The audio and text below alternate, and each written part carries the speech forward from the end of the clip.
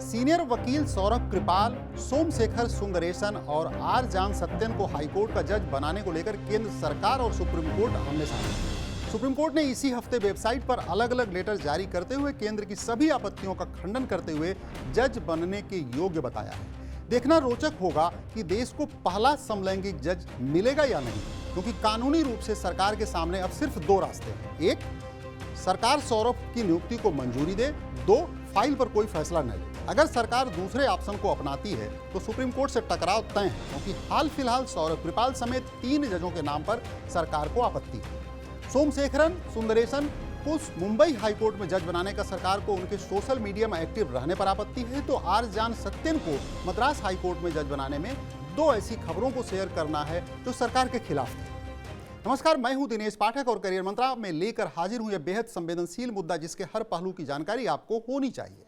असल में supreme court के कॉलेजियम ने समलैंगिक वकील सौरभ कृपाल को दिल्ली हाईकोर्ट का जज बनाए जाने का फिर से समर्थन किया है। कॉलेजियम ने कहा है कि जज के रूप में कृपाल की नियुक्ति का प्रस्ताव 5 साल से लंबित है। सुप्रीम कोर्ट ने 11 नवंबर 2021 को कॉलेजियम ने कृपाल की नियुक्ति की सिफारिश की थी। केंद्र ने कृपाल को दिल्ली हाईकोर्ट के जज के रूप में पदोन्नत करने की सिफारिश पर आपत्ति जताई थी। साल 2017 में भी दिल्ली हाईकोर्ट कॉलेजियम ने सर्वसम्मति से सौरभ को दिल्ली हाईकोर्ट में अस्थायी जज के रूप में नियुक्ति की सिफारिश की थी। कोर्ट ने पहले भी हाईकोर्ट और सुप्रीम कोर्ट में जजों की नियुक्ति के लिए कॉलेजियम की ओर से अनुशंसित नामों को लंबित रखने के लिए केंद्र से निराशा व्यक्त की है। कोर्ट ने टिप्पणी की थी कि नामों को होल्ड पर रखना स्वीकार्य नहीं है, क्योंकि यह इन व्यक्तियों को अपना नाम वापस लेने के लिए मजबूर करने का एक तरीका बनता जा रहा है। आखिर कौन है सौरभ कृपाल? सौरभ कृपाल सीनियर वकील और पूर्व चीफ जस्टिस BN कृपाल के बेटे हैं। सौरभ ने दिल्ली के सेंट स्टीफेंस कॉलेज से ग्रेजुएशन किया है। उनके पास ऑक्सफोर्ड और कैम्ब्रिज यूनिवर्सिटी से लॉ की डिग्री है।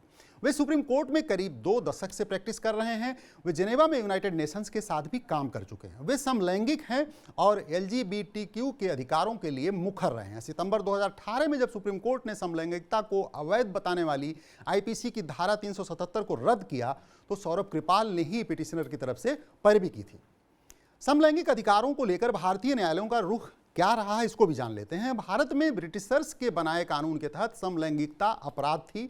इसके लिए सजा और जुर्माने का प्रावधान था। दशकों से एक्टिविस्ट इस धारा को रद्द करने की मांग कर रहे थे। सितंबर 2018 में सुप्रीम कोर्ट ने समलैंगिकता को अपराध करार देने वाली धारा 377 को रद्द कर दिया। इसके बाद भारत में समलैंगिकता अपराध नहीं रही। सुप्रीम कोर्ट के इस फैसले से पहले 2009 में दिल्ली हाईकोर्ट ने बड़ा फैसला सुनाया था। दिल्ली हाईकोर्ट की बेंच ने समलैंगिक संबंधों को गैर आपराधिक करार दिया था। बेंच ने कहा था कि धारा 377 संविधान के आर्टिकल 21, 14 और 15 के तहत मिले अधिकारों का उल्लंघन करती है। साल 2013 में सुप्रीम कोर्ट ने दिल्ली हाईकोर्ट के इस फैसले को बदल दिया था।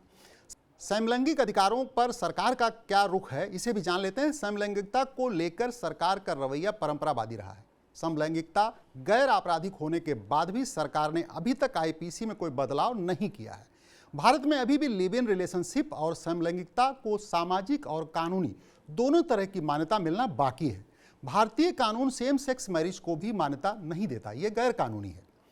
तीनों वकीलों के जज बनाने के प्रस्ताव का समर्थन करते हुए वेबसाइट पर खुला पत्र जारी कर सुप्रीम कोर्ट ने अपने इरादे जाहिर कर दिए हैं। अब गेंद केंद्र सरकार के पाले में है। देखना रोचक होगा कि वह क्या फैसला लेती है। फिर मिलेंगे किसी और मुद्दे को लेकर, तब तक आप अपना ख्याल रखें। नमस्कार।